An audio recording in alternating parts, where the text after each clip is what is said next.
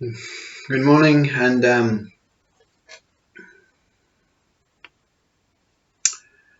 Happy New Year.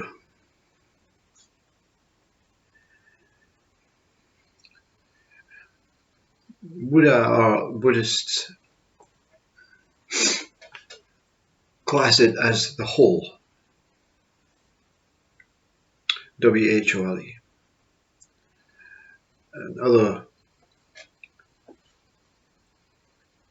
faiths, religions, experiences have other names like Brahman, God, Absolute, Source, Grace, Consciousness, Existence, Life. This experiencer would call all of this one moment. But all of these names, let's take it that all of these names are trying to describe the same thing. What is it? Can we describe this thing, this whole, this God, whatever name the faith or the mind gives it? Or whatever it is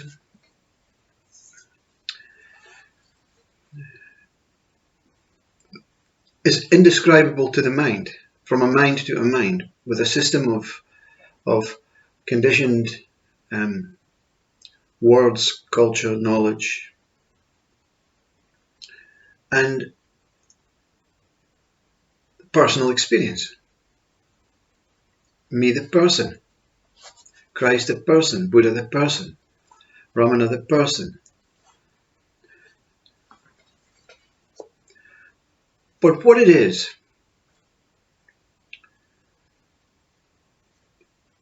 trying to sum it up. If you take one of these things, let's take it as this God. No, let's take it in this one moment. All of this is one moment, right? Not in time. But this one moment, for whatever non-understanding, none able to come close to, creates moment to moment, and we're speaking really fast, nanosecond moments, beyond stopping and starting, and speed and time, reflects itself. And to reflect anything, there has to be a motion. There has to be that person looking in the mirror and a movement, whether it's the eyes locating the thing in the mirror, the sensation and the shimmering of that moment is what it is. So if you call it consciousness, consciousness is a movement. God is a movement, shimmering replications of what it is without any differences. So everything is the same, shimmering. Everything is the same God, including yourself, including the body, including the universe. Everything is the same Brahman. Right? Everything is the same source, life, existence. So how does it look like this? Why does it look like this? Because whatever it is, it has no individual substance. But what it is moving into being itself, it's like when you have a bath of water and a wave comes, right? It moves all the water into different qualities of itself. And when the wave subsides, there's a wave moving. So there's a collision. And every time it collides, it creates something else. It creates a different viewpoint of itself. So if you take this all as consciousness or all as God, God is creating itself as a shimmering, not a God creating a shimmering, but the shimmering is God, that moving, that essence, that livingness. So the best way for the Buddhists to describe it is wholeness, godliness, consciousness, Brahman-ness, momentariness. And with this mind that appears to be real, it is just an ability within itself to witness what is taking place. And that's all that exists. Our human ego mind thinks it can understand it. And this ego mind tried to explain it, and probably failed miserably to any listener, but to itself. It's quite competent. It's quite a competent way to describe things, that there is only movement, infinite shimmering, a big ocean of God, a big ocean of consciousness, moving within itself, intertwining within itself, just being here as beingness, consciousness being consciousness, godliness being godliness. The names are of no importance whatsoever. They mean nothing to that what is taking place. And you know that, you see, because you are part of this ocean. And you know that you're moving every day. Everything is moving every day. And we're not speaking about the wind blowing. That is part of a movement. We're speaking about the sensation, the emotional system, the sensory experience. And that's all this is, one sensory experience. Death is a sensory experience, and this death will be experienced, and there's no one can say what comes next. You transcend, there's a transcendence, right? Some people say there is only one life and there is only one human body life. And that's the truth. You're a biological piece of nature. Nature is part of it, you see. Everything is part of it. The universe is part of it. When you transcend, the body will transcend, and you will transcend into the same thing. You will become another wave. Not necessarily a human. You could be a bat, creating viruses all over the world. You could be a slug. You could be a cloud. You will not know. Your mind will not take you on the whole journey. Your mind will let you go parts of this journey that has no end. You'll not escape. Nothing can escape. You know, you can wish for blackness, and blackness will come. You will be blackness. Yeah. We have names to say it's death. We have names to say it's birth. We have names to say it's the other side. We have names to say it's spirit and soul. These are ideas. The whole problem of this suffering shimmering, you see, because shimmering is very flowing. Even the wave, when it crashes against itself, it's like a composer. It's like a musical instrument. This is a whole dance of life. of momentariness, of godliness, of consciousness. It's one whole experience, but not with a beginning and end. It's always been here, and it will always be here, and you will always be appearing and disappearing as whatever it is, and you'll never ever know or understand. And that's the freedom of what we call enlightening. And this enlightenment is when this need or this wave to either end itself or discover itself or reveal itself comes to that mirror. And Francis of Assisi calls it the door. Opened the door, there I was on the other side. I was looking from the inside. You cannot escape yourself, because you are, when you say you think you are this individual, apart from this whole godliness thing. So you don't think, oh yeah, I don't, If it's God you believe in, you think you're separate from God. And that's this mind that has tried to work its way through itself and could create disturbances in this ocean. Understanding is ideas. Knowledge is ideas. Wisdom is to let everything be. Not think on one side or the other. Not take sides.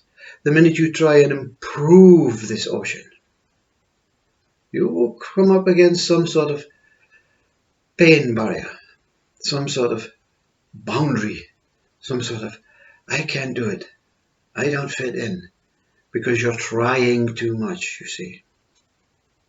You're trying to change the unchangeable. So the individual world of describing it as being whole, being God, being human, being time, being mind, simply dissects and breaks it up and stops it moving. And it's that point in the ocean when you stand still in the bath and say, no, I'm not going anywhere until they tell me what's going on. And no one knows. No one knows. That's the liberation of this seeing yourself. And oh my God, there I am. Oh, there I am also. I'm also there. I am also there. This is what Ramana Maharshi denies. And it's a simple way of saying, I'm not participating. I'm just going to let life unfold. I'm going to let life be. I'm not going to make any improvements, make any changes, make any amendments, make any plans, make any. It's just every moment is just here. And I'm grateful for this moment, and this moment being a time moment now. And it's here and now. You see, the mind, the human mind, cannot abide here and now.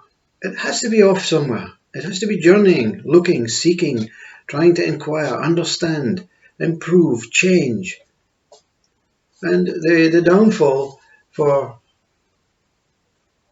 our human race within this ocean is, well, yeah, in the end, a little change into something else. You may become some sort of cloud. Humans may become some sort of new apes or dinosaurs. It's just names. It's just forms that this shimmering can create within itself. And consciousness, or God, or whatever it is, has this ability to freeze frame things and mold things within this reflective mirror of God, mirror of consciousness, mirror of life. Everything is one whole moving, shimmering, essential mirror for it to experience itself. So, Happy New Year, you see. Let's look at it like this moment. What Happy New Year, what does it mean? It means be content, be happy. Will this year be better than last year? No. And it won't be any worse than last year. Because that's a measurement. It's a measurement to keep you investigating. It's not a conspiracy, it's you. You're the conspiracy. You can't blame any one for controlling you. This system, you are the system, you become the system. You want to be a part of the system. You want to find and explore. You want to be, and that's a human element within this whole ocean. And everyone experiences it. You speakers like this one can say, you want to be content, you want to be Buddha, you want to just let life flow. But how will you know if you don't experience that suffering, that illness, that pain barrier, that inability to fit in, that mental depression? How will you know when you're out of it if you're not in it for the first time? We as children are never not to this beautiful ocean. But when we develop a need and a desire and wants and attachments and associations and names and languages and boundaries, and isn't this painful? Isn't these words just painful to what it is? But it's your pain. You'll fight. It's your fight. You're here alone. You will only be enlightened on your own. You will not find anything in this world outside of what it's about you as part of this ocean. You will not find a destination. You will not find a beginning. You will not find a purpose. You will not find anything that the mind is looking, because it's the mind that is looking for all of this stuff, this knowledge that when this body does fade and transcend, all of this disappears. There is no God that's interested in what this story is about. How much money you made, how much intelligence you are, how the next stage of the journey. This stage has got nothing to do with you. You are just a stage, you see, where everything takes place. That wonderful stage in the theater, that's you. Everything is taking place outside of you, inside of you, as you. So to try and measure this year against next year or the next year against that year is a mind that has developed these ideas of painful words like hope and belief. It is what it is, It is what it is. And people, speakers like Alan Watts or Yuji Krishnamurti, they're all speaking about the same thing.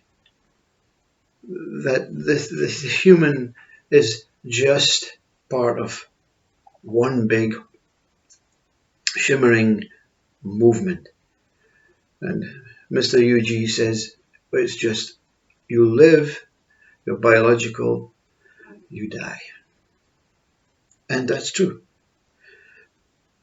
Other speakers, saintly speakers, say the same thing, but in a more beautiful way. We transcend. Dying is a transcending into something that Yuji Krishnamurti means the earth. That's it. I'm not interested anymore. That's where I'll end up, is dust in the earth. And that's perfectly a great way to describe that end of your mind. And when you transcend, like the saints say, it's the same end of the mind. The mind, the mind cannot transcend into the same person, into the same idea, into the same story. You just become part of the dances, whatever it is. And when you understand or experience these words, you won't try and fit in. You won't try and improve the world anymore. You won't try and prevent illnesses. You won't try and cure illnesses. You will just live and die like the animals out in nature. And go with the flow. Another way of describing it, everything is just a flow. All of these individual words are beautiful ways of describing the same thing. Everything is just moving. There's no purpose. It's just a beautiful dance. And you can become the dance. Or you can try and find mini dances. Many dances. And many dances involve many fake steps or wrong steps. You have to practice how to be a mini dancer. You don't have to practice how to breathe and live and just be here and exist. There's no practice, you see. Practices are for the mind. Anyway, whatever is coming will come. And be content and be happy.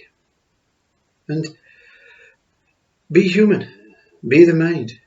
Be the needer, the wanter, the changer, the improver. It matters not, because we'll all end up with the same thing. Back in the ocean, back in the pot, back as that beautiful shimmering love that we're never not. We just think, the mind thinks we're something special. It thinks we have a way out. It thinks we had a way in. It thinks there's something outside of me that is bigger or lesser. It thinks everything is divisive. It thinks everything is whole. And it's through these thoughts that this speaker tries to define that what it thinks. Namaste Om. Happy New Year.